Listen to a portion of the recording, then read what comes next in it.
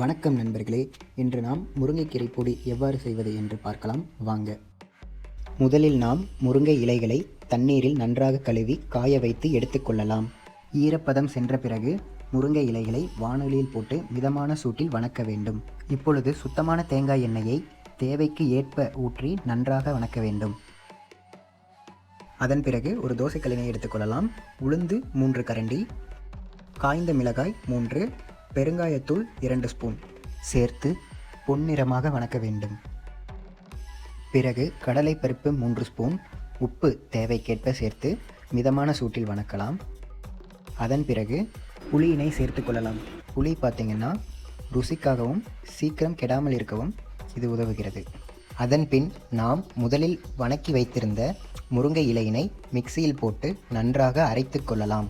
இப்பொழுது ஒரு கொரகொரப்பான பதத்திற்கு வரும்.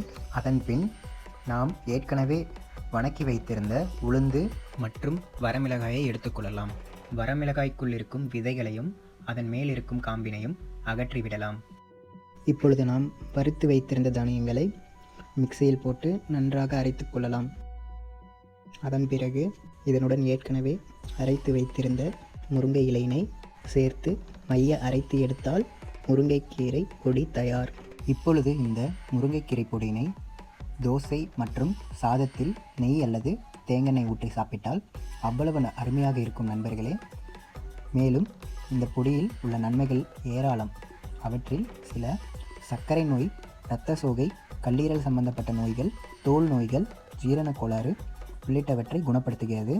மற்றும் இவற்றில் உள்ள சத்துக்களும் ஏராளம். இரும்புச்சத்து, கால்சியம், பொட்டாசியம், வைட்டமின் ஏ மற்றும் சி ஆகிய சத்துக்கள் முருங்கைக்கீரையில் நிறைந்து இருக்கிறது. மற்றும் கீரைகளின் அரசன் முருங்கைக்கீரையாகும்.